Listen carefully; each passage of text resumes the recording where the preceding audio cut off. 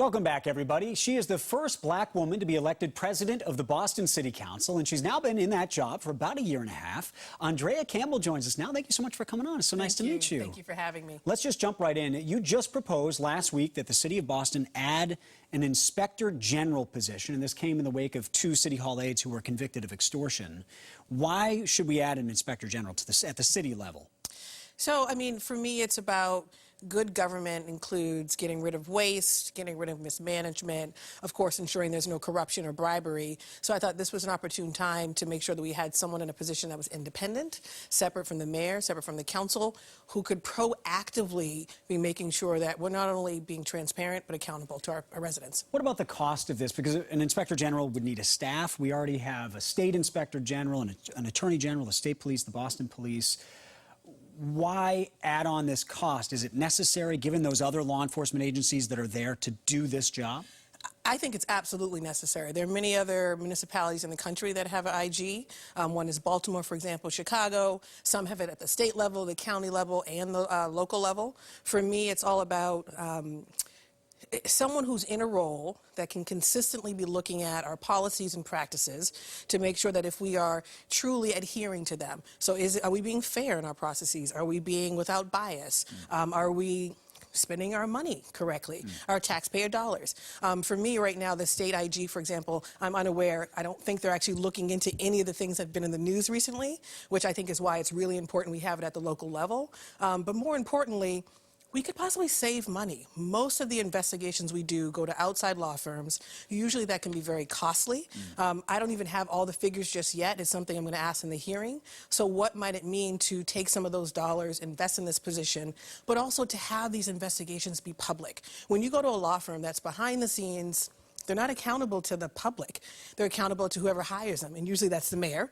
And so this is an opportunity to say to the public, we're investigating this, we're going to update you, we're going to pull you into this investigation, and we're going to tell you how we're using your taxpayer dollars. Does Mayor Marty Walsh want this, or is he pushed back on this? He's open. I know that. I've talked to him about it. I just filed the ordinance. We're going to have a discussion, not only with the administration, but also with the residents and the people. And the feedback from the community has been fantastic. And so I'm excited to get to this into place, but at the end of the day, it's about good governance, efficiency, transparency, accountability, and also making sure that it's local, not at the state level, not so far removed that this person can't be proactive. Let's stick with law enforcement issues, body cameras. Some Boston police officers are now wearing them. I wanted to raise this issue with you. In July, we actually requested video from Boston Police of 7 different incidents. We only got 2 back, and the video, I think we have it here, when it was given to us, was blurred. This is the body camera footage that was given to us by Boston Police. Is this what we want? What do you make of this? No, we don't want that. I mean, the goal of body cameras is to make sure not only that the footage and what you're seeing is visible, that you can also use it for training purposes for officers, for accountability purposes, possibly in cases.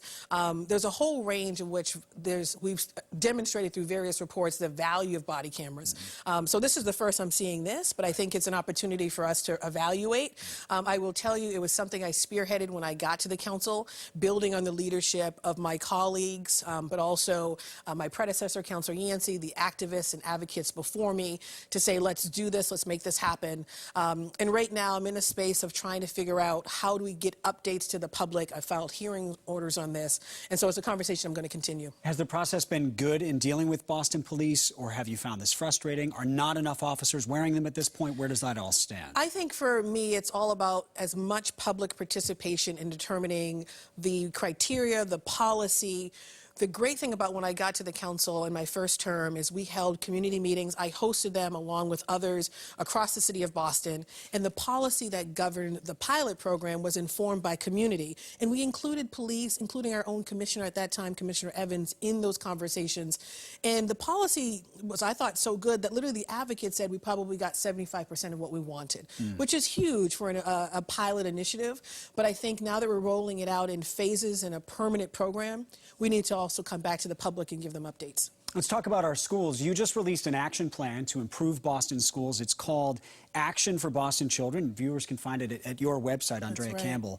One of the items you highlight is better preparing high schoolers for college. And some people might remember the shocking report in the Globe Spotlight about all the valedictorians from Boston schools who then failed out of college. They were just simply not prepared.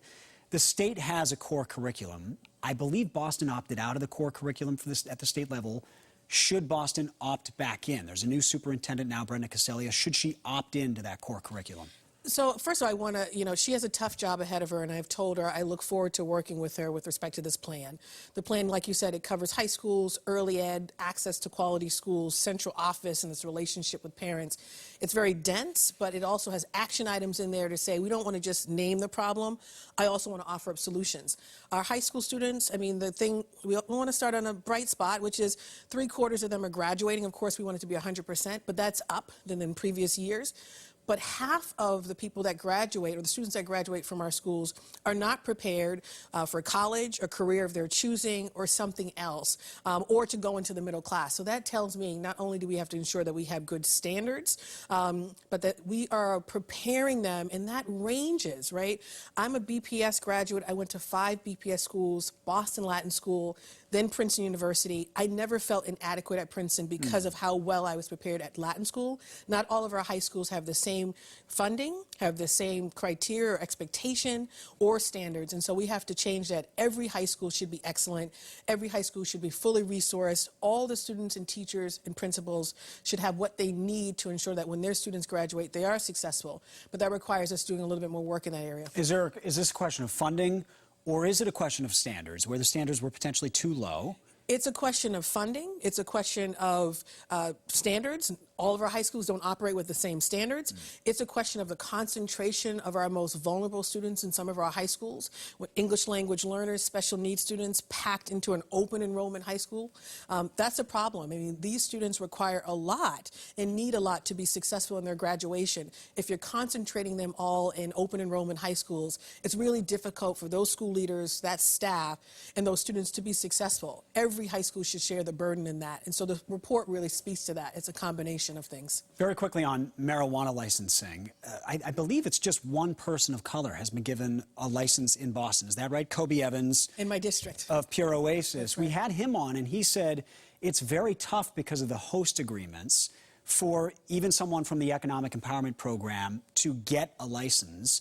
What has happened that has kept those numbers so low, despite the fact the law was specifically written saying that people from minority communities should have better access to these licenses? What has happened there?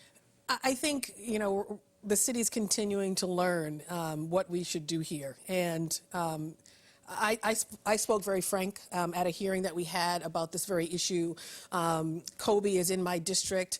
He did a lot of work on the ground. We supported him through the process so he would understand all he needed to understand to go through that process. I tell folks in my community, regardless of how they feel about this issue, whether you like it or not, it is legal, and it's a billion-dollar industry. And folks in the communities that I represent, largely communities of color, poor communities, in the past were disproportionately affected by incarceration when it came to marijuana.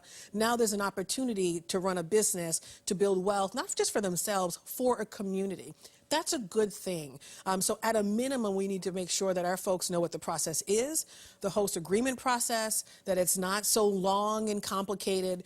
We have an ordinance before the council right now by Councilor Janey on the equity piece of this, which is really significant, and that will come up soon, probably for a vote.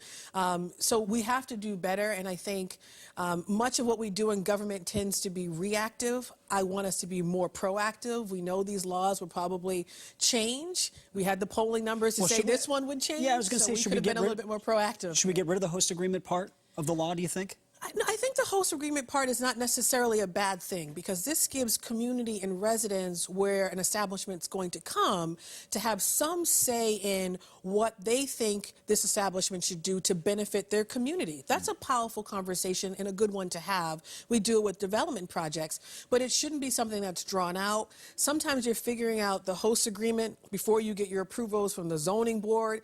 That is probably not the best way to go, because you do all this work only to be denied denied later. So there's some things that we can fix. And Kobe and others are coming with great suggestions and ideas that we should listen to to ensure that this process is done equitably and that those communities have opportunities in this business. Because right now, the majority of folks who are running them tend to be white, and that shouldn't be the case for any business, for that matter. Let's go lastly to presidential politics. You just endorsed Senator Kamala Harris in the Democratic primary. Why? First of all, this is a historic moment. I absolutely think a woman should be president. It is time. I have known the senator for some time. She was my commencement speaker when I graduated from UCLA Law School, and I've met her, through her race for Senate.